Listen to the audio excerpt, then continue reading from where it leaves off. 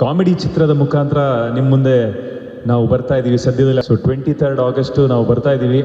So ಎಲ್ಲ ನಟನಿಗೂ ಏನೋ ಒಂದು ಸ್ಟ್ರೆಂತ್ ಇರುತ್ತಲ್ಲ, ಅದು ನನ್ನ ಸ್ಟ್ರೆಂತ್ ಏನೋ ಅಂದರೆ ಬಹುಶಃ ನಗ್ಸೋದು, ಕಾಮಿಡಿ ಅನ್ಸುತ್ತೆ ನಾನು ಅಂದ್ಕೊಂಡಿದ್ದೀನಿ. ಆಮೇಲೆ ಹಾಗೆ ಜನನೂ ಕೂಡ ನನ್ನ ಕಾಮಿಡಿ ಚಿತ್ರನ ಎಲ್ಲ ತುಂಬ ಚೆನ್ನಾಗಿ ರಿಸೀವ್ ಮಾಡಿದ್ದಾರೆ. ಸೊ ಅದಕ್ಕೋಸ್ಕರ ಇನ್ನೊಂದು ಒಳ್ಳೆ ಕಾಮಿಡಿ ಚಿತ್ರದ ಮುಖಾಂತರ ನಿಮ್ಮ ಮುಂದೆ ಬರೋದಕ್ಕೆ ನಾವು ಒಂದು ಪ್ರಯತ್ನ ಪಟ್ಟಿದ್ದೀವಿ. ಅದಕ್ಕೆ ತುಂಬ ಹೃದಯದ ಥ್ಯಾಂಕ್ಸ್ ನಾವು ಜನಾರ್ದನ್ ಚಿಕ್ಕಣ್ಣ ಅವ್ರಿಗೆ ಹೇಳಬೇಕು. ಯಾಕೆಂದರೆ ಅವರ ಡೈರೆಕ್ಷನ್ಲಿ ಅವ್ರ ಜೊತೆ ಫಸ್ಟ್ ಟೈಮ್ ವರ್ಕ್ ಮಾಡ್ತಾ ಇರೋದು.